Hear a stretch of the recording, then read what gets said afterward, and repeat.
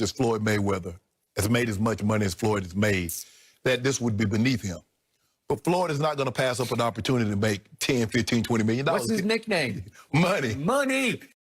And supply his lifestyle. You spend a lot of money when you do the thing. What's he up to now? 50 cars, 60 cars? Yeah, probably. Yeah. Skip, it's just hard. When you look at the numbers, that these things, Skip, they do 1 million buys. They do 1.2 million buys at what, 35, 40 bucks a buy? Yeah. So this is going to be, 10, 15, 20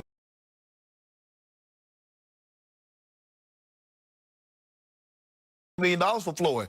I just need to call Fox Bet and see what kind of I can get for my money. Because I'm definitely betting on Floyd. I'm betting on Floyd, and Floyd gonna go ahead. As a matter of fact, I'm gonna call Floyd today and see how much can I bet, make me a little quick payday. Well, are there any odds on this? They gotta be odds. Man, Fox Bet in Vegas put odds on everything. What is Logan Paul's ring record right now? It's 0-1 because he lost to another YouTuber. Well, okay, that's good enough for me. So is this a fair fight? No. No. You remember what Floyd did back in December of 2018 when he went to Japan and fought the kickboxer? Yeah. And he knocked him down 3 times in the first round, and the corner for the kickboxer just waving the fight off? Do you remember that? Yeah, I do remember that, Skip, but sometimes I think you think you're good at something until you get up there with a pro. Like you said, you made the Steph Curry analogy. Steph Curry, by all indication, to an average guy, is a great golfer.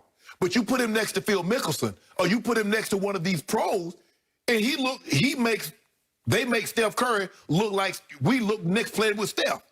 So you might think you're a good boxer, but when you get in there with something, even though Floyd at 44, Skip, he still has the hand speed. I'm sure he does. But this kills my soul. Yeah. Because I'm going to sound like a grumpy old man, but I grew up in the era of the greatest heavyweights ever, and I lived for it. It was Ali and Frazier and Foreman and Ken Norton, Larry Holmes. Then Larry Holmes came along a little later, and it was just greatness against greatness, and it seemed like it happened every weekend. Right. And then you had the middleweights in the 80s, just like that. So great. Hagler, Hearn, Sugar Ray, Duran. So now, will I buy this? Will I watch it? Yep. Well, I will, but more because I have to, because we'll probably talk about it, right? Yeah, well, because I think people are going to buy it because they're hoping for the unexpected. Okay. Man, I remember when Floyd got... Floyd can't lose. You know what, Floyd? You can't lose to this guy. Because his brother already talking junk. He done knocked out Nate. He done knocked out Ben. And so now he talking about he want to fight Daniel Cormier. He want to fight everybody. You can't lose this, Floyd. But Money Mayweather is a shrewd operator. Yeah. And if they offer, God knows how much you could make off this, but I'm sure it's significant. Oh, it's for man. It might do where normally they do one. I think when the brother fought Nate Robinson, he did over 1 million buys. Yep. This Floyd Mayweather with a bigger name, so it might do 2 million buys. Skip. Okay, so I can't be hypocritical about this because my man Muhammad Ali, in the middle of his career, he's 34 years of age. He took on a kickboxer over in Tokyo. Right. Do you remember this? Inoki. Yeah. And it was a big deal, but it was a little bit of a clown show, right. And yet what happened? That night, to me, was the birth of MMA because Muhammad Ali, credible, like he was still going to take, he still had bouts to go with Ernie Shavers and 2 with Leon Spinks and then Larry Holmes. So that came after he fought the kickboxer, and they actually fought. And they went 15 rounds, and he got kicked in the leg. Do you remember this?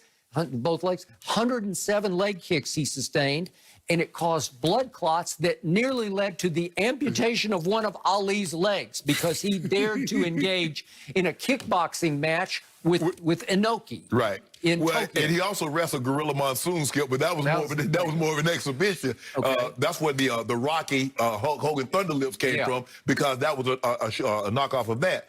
But Skip, look, I would prefer like the YouTuber guys fight YouTuber guys. But Floyd, like you said, Floyd is giving this credibility. That's Floyd Mayweather, Skip. The guy's unbeaten in 50 fights. Yeah, but he just rolled out of bed and said, wait a second, you want to give me like $100 million? Yeah, I'll take it. He rolled out of bed like, how long is it going to go? 3 rounds? 4 rounds? 20 million? All right, I'm there. Well, he's probably thinking what he did to his kickboxer, and it lasted half a round. Right. Because Floyd always stays in shape. I mean, he walks around at 155. He's smaller than Devontae Smith. So it's not going to take him but a month to get in shape, June 6th. So he has, what, 6 weeks? And what he's got going for him, he's the greatest defensive fighter ever. Yes. So is he going to get hit? No. Probably not. He's not going to get hit. Probably not. Sorry. And he's going to be able to sneak punches in there. Like I said, he's a pro fighter. They can sneak punches that you don't even see coming and from angles that you don't see coming. And that's what I mean, Conor versus Floyd. I bought that. You're right. I'm into You're that. right. 'Cause that had some credibility to me. Because Conor had a background, even though he was not, Skip, he wasn't, but he boxed as a young child He growing boxed. up. Yeah. I just know who ain't getting in the ring with him. YouTube is the new thing. I say we go on the road June 6th. We had to take live. Now that America's opening back up, I'm for that, Jenny. We need to get back on the road, Skip. I mean, I'm up for it. Miami We sounds didn't go into good. no Cowboys game. Just forget that. Yeah, we maybe No. Super Bowl, here they come. Oh, if that Super Bowl gonna be here, happens, though. we're definitely going to be there. Back that's to the really not the draft, though. road. There's a lot of questions still surrounding your guys, but will Trey Lance end up being Epic of the Day, sponsored by Reese's Peanut Butter Cups? Basketball Hall of Famer Julius Erving joined our friend Chris Haynes' podcast earlier this week and made some controversial picks when creating his first and second team selections in NBA history. Not only did he have Michael Jordan on the second team, but LeBron was nowhere to be found on either team. Dr. J defended the omission by saying LeBron has, quote, led the charge in terms of super teams. So, Shannon, what's your biggest problem with this? I don't have a problem with it. That's Doc's opinion. Skip, Doc's old school. You look at the guys that he mentioned. Skip, who did he put on the first team? And all guys that he grew up watching early in his career, Skip. He had Jerry West, Elgin Baylor, Wilt Chamberlain, Bill Russell, and Oscar Robertson. All the guys that he grew up watching. But I don't want to break it to him. He had 3 guys from one team that was a super team. Jerry West, Elgin Baylor, Wilt Chamberlain. But he talk about a super team. Does he realize that Bill Russell played on a super team? And in 59 to 66, they won the championship, Skip. They had 8 Hall of Famers. One year they had 11. Doc, you do realize, like, when you played in the 80s, Magic, Kareem, and Worthy, and then they had McAdoo and Jamal Wilkes and Michael Cooper, that was a super team. And when you played the Celtics, because you had to beat the Celtics in the East to get to the finals to face the Lakers, McHale, Parrish, Bird, Tiny Archibald one year, Dennis Johnson the next year, and in 86, they had Bill Walton coming off the bench, one 6-man. Skip, that was a super team. So I hate to break it to Doc, but super teams have always been in existence.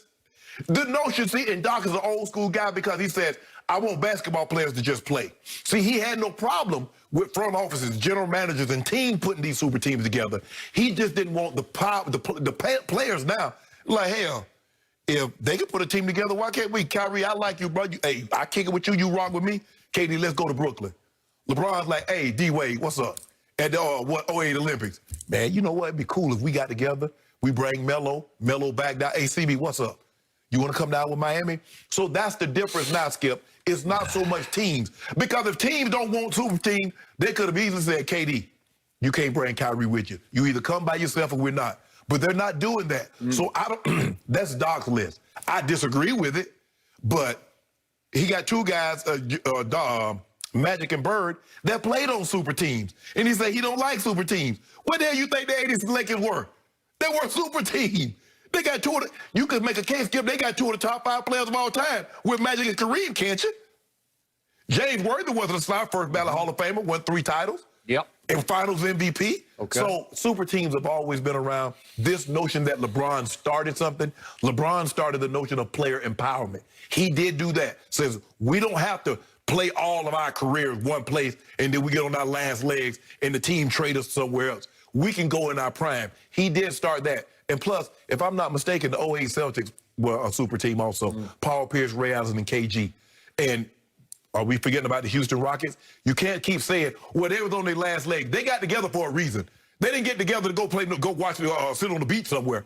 Yeah. Charles, it didn't work out. It didn't work, but you can't say that, Skip, because it didn't work out. They wasn't a super team. Okay, I got they tried to put it together. But I don't have a problem. This is Doc's list. I disagree with it, but that's his list. I'm sorry, I do have a problem. I have no problem with Dr. J himself because I love that I love man. Doc. I know Doc. I've talked to Doc several times. I used to bump into him all the time, Skip, when I was living in Atlanta. I bumped into him all the time at the mall, and we ended up talking 10, 15, 20 minutes. He handles himself with such grace and class and dignity. He the doctor. He was, for me, what Michael Jordan was. He the young guy. Before Michael Jordan, Dr. J was it.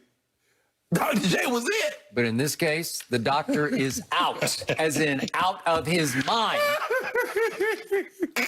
any list that has Michael Jordan and the second team is disqualified as just grumpy old man list because he's trying to defend his era. These are the stars of my era because he wants